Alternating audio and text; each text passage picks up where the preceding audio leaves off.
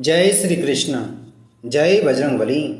प्रिय भक्तगणों, आइए आज सुनते हैं मंगलवार की व्रत कथा। हिंदू धर्म में मंगलवार का दिन विशेष रूप से हनुमान जी और मंगल देव को समर्पित होता है। इस दिन व्रत रखने से शारीरिक और मानसिक बल की प्राप्ति होती है, शत्रुओं से रक्षा होती है और जीवन में साहस, उत्साह एवं ऊर्जा बनी रहती है। विशेषकर मंगलवार के दिन व्रत रखते समय आपको ओम हम हनुमते नमः या ओम क्राम क्रीम क्रौम सह भौमाय नमः मंत्र का विशेष करके जाप करना चाहिए। इसी के साथ आप हनुमान जी के हनुमान चालीसा, बजरंगबाण या सुंदरकांड का भी पाठ कर सकते हैं तो बहुत ही शुभ होता है। आइए सुनते हैं मंगलवार की व्रत कथा। व्यास जी ने कहा, एक बार नैमिषारण्य तीर्थ में 80,000 मुनि एकत्रित होकर प्राणों के ज्ञाता श्री सूत जी से पूछने लगे, हे महामुनि, आपने हमें अनेक पुराणों की कथाएं सुनाई हैं। अब कृपा करके हमें ऐसा व्रत और कथा बताएं जिसके करने से संतान की प्राप्ति हो तथा मनुष्यों को रोग, शोक, अग्नि, सर्व दुख आदि का भय दूर हो, क्योंकि कलयुग में सभी जीवों की आयु बहुत कम है। फिर इस पर उन्हें रोग, चिंता के कष्ट लगे रहेंगे तो फिर वह श्री हरि के चरणों में अपना ध्यान कैसे लगा सकेंगे। श्री सूत जी बोले, हे मुनियों, आपने लोक कल्याण के लिए बहुत ही उत्तम बात पूछी है। एक बार युधिष्ठिर ने भगवान श्री कृष्ण से लोक कल्याण के लिए यही प्रश्न किया था। भगवान श्री कृष्ण और युधिष्ठिर का संवाद तुम्हारे सामने कहता हूं, तुम ध्यान देकर सुनो। एक समय पांडवों की सभा में श्री कृष्ण जी बैठे हुए थे।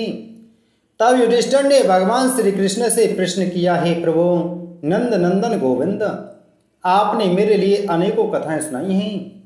आज आप कृपा करके ऐसा व्रत या कथा सुनाएं जिसके करने से मनुष्य को रोग, चिंता का भय समाप्त हो और उसको पुत्र की प्राप्ति हो। हे प्रभु, बिना पुत्र के जीवन व्यर्थ है। पुत्र के बिना मनुष्य नरकगामी होता है। पुत्र के बिना मनुष्य पितृ ऋण से छुटकारा नहीं पा सकता और ना ही उसका पुण्यक नामक नरक से उद्धार हो सकता है। अतः पुत्रदायक व्रत बतलाइए। श्री कृष्ण भगवान बोले, हे राजन, मैं एक प्राचीन इतिहास सुनाता हूँ, आप उसे ध्यान पूर्वक सुनो। कुंडलपुर नामक एक नगर था। उसमें नंदा नामक एक ब्राह्मण रहता था। भगवान की कृपा से उसके पास सब कुछ था, फिर भी वह दुखी था। इसका कारण यह था कि ब्राह्मण की स्त्री सुनंदा की कोई संतान न थी। सुनंदा पतिव्रता थी, भक्ति पूर्वक श्री हनुमान जी की आराधना करती थी। मंगलवार के दिन व्रत करके अंत में भोजन बनाकर हनुमान जी का भोग लगाने के बाद स्वयं भोजन करती थी।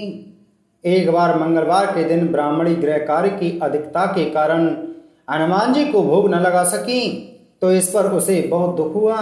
उसने कुछ भी नहीं खाया और अपने मन में प्रण किया कि अब तो अगले मंगलवार को ही हनुमान जी का भोग लगाकर अन्न जल ग्रहण करूंगी।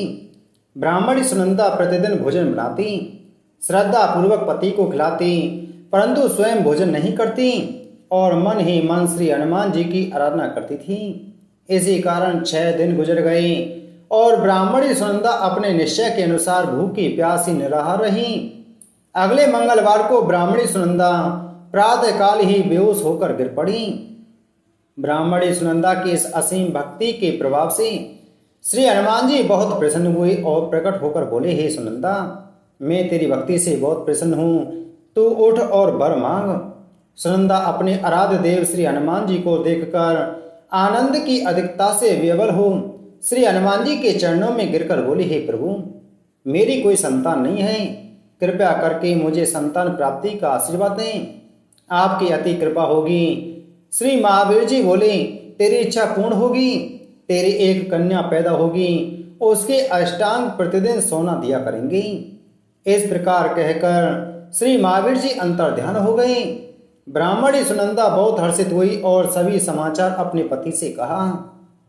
ब्राह्मण देव कन्या का वरदान सुनकर कुछ दुखी हुए, परंतु सोना मिलने की बात सुनी तो बहुत प्रसन्न हुए। विचार किया कि ऐसी कन्या के साथ मेरी निर्धनता भी समाप्त हो जाएगी। श्री हनुमान जी की कृपा से वह ब्राह्मणी गर्भवती हुई और 10वें महीने में उसे बहुत ही सुंदर पुत्री प्राप्त हुई। यह बच्ची अपने पिता के घर में ठीक उसी तरह बढ़ने लगी जिस प्रकार शुक्ल पक्ष का चंद्रमा बढ़ता है। 10वें दिन ब्राह्मण ने उस बालिका का नामकरण संस्कार कराया। उसके कुल पुरोहित ने उस बालिका का नाम रत्नावली रखा, क्योंकि यह कन्या सोना प्रदान किया करती थी।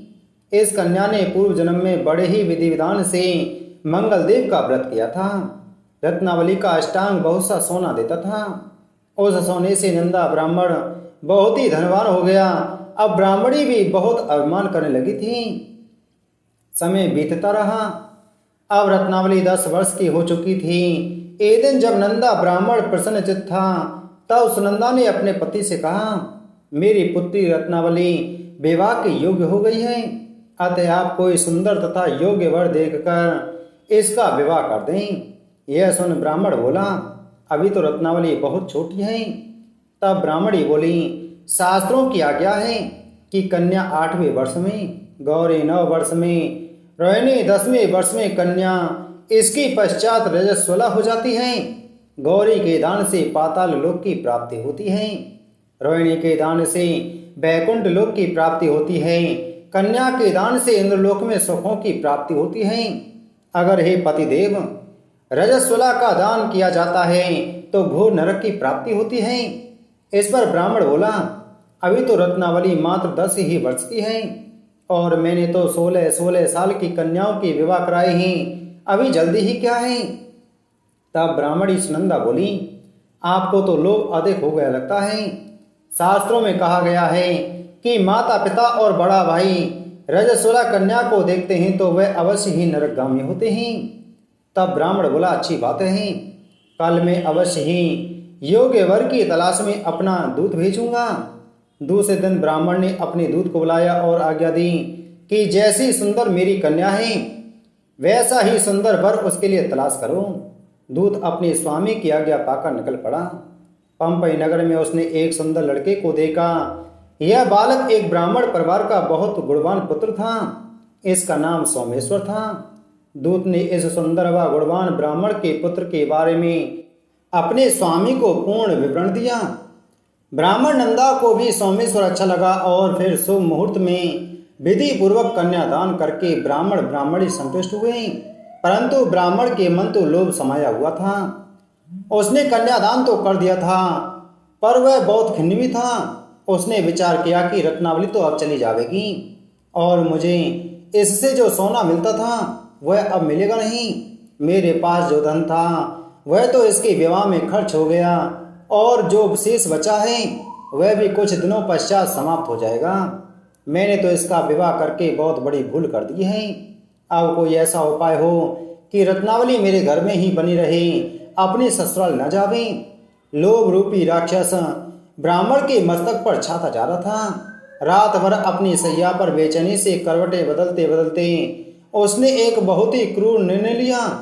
उसने विचार किया कि जब रत्नावली को लेकर उसका पति सोमेश्वर अपने घर के लिए जाएगा तो वह मार्ग में छिपकर सोमेश्वर का वध कर देगा और अपनी लड़की को अपने घर ले आवेगा, जिससे नियमित रूप से उसे सोना भी मिलता रहेगा और समाज का कोई मनुष्य उसे दोष भी नहीं दे सकेगा।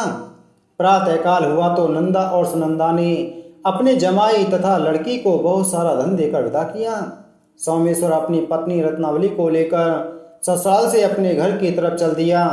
ब्राह्मण नंदा महालोभ के वशीभूत हो अपनी मति खो चुका था। पाप पुण्य का उसे कुछ विचार न रहा था। अपने भयानक व क्रूर निर्णय को कार्य रूप देने के लिए उसने अपने दूत को मार्ग में अपने जमाई का वध करने के लिए भेज दिया था, ताकि रत्नावली से प्राप्त होने वाला सोना उसे हमेशा मिलता रहे और वो कभी निर्धन न हो। ब्राह्मण के दूत ने अपने स्वामी की आज्ञा का पालन करते हुए उसके जमाई सोमेश्वर का मार्ग में ही वध कर दिया। समाचार प्राप्त कर ब्राह्मण नंदा मार्ग में पहुंचा और रुदन करती अपनी पुत्री रत्नावली से बोला, हे पुत्री, मार्ग में लुटेरों ने तेरे पति का वध कर दिया है। भगवान की इच्छा के आगे किसी का कोई वश नहीं चलता है। अब तो घर चल, वहां पर ही रहकर शेष जीवन व्यतीत करना। जो भाग्य में लिखा है वही होगा। अपने पति की अकाल मृत्यु से रत्नावली बहुत दुखी हुई। करुण क्रंदन व रुदन करते हुए अपने पिता से बोली, हे पिताजी, इस संसार में जिस स्त्री का पति नहीं है उसका जीना व्यर्थ है।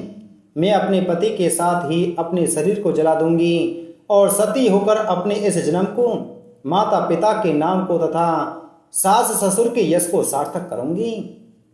ब्राह्मण नंदा अपनी पुत्री रत्नावली के वचनों को सुनकर बहुत दुखी हुआ। विचार करने लगा, मैंने व्यर्थ ही जमाई वध का पाप अपने सिर लिया। रत्नावली तो उसके पीछे अपने प्राण तक देने को तैयार है।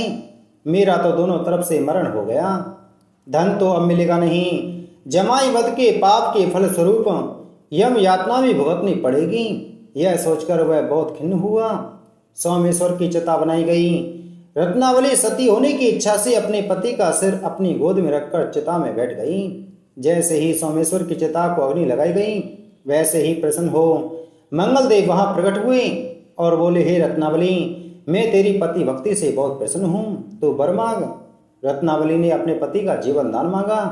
तब मंगलदेव बोले, रत्नावली, तेरा पति अजर अमर है, यह महाविद्वान भी होगा और इसके अतिरिक्त तेरी जो इच्छा हो वर मांग। तब रत्नावली बोली, हे ग्रहों के स्वामी, यदि आप मुझ पर प्रसन्न हैं तो मुझे यह वर दीजिए कि जो भी मनुष्य मंगलवार के दिन प्रातःकाल लाल पुष्प लाल चंदन से पूजा करके आपका स्मरण करें, उसको रोग व्याधि न हो, स्वजनों का कभी वियोग न हो, सर्प अग्नि तथा शत्रुओं का वह न रहे। जो स्त्री मंगलवार का व्रत करे वह कभी विधवा न हो। मंगलदेव तथास्तु कहकर अंतर्ध्यान हो गए। सोमेश्वर मंगलदेव की कृपा से जीवित तो उठा। रत्नावली अपने पति को पुनः प्राप्त कर बहुत प्रसन्न हुई और मंगलदेव का व्रत प्रत्येक मंगलवार को करके व्रतराज और मंगलदेव की कृपा से इस लोक में सुख ऐश्वर्य को भोगते हुए अंत में अपने पति के साथ स्वर्गलोक को चली गई। बोलो मंगलदेव भगवान की जय। बोलो बजरंग बली की जय।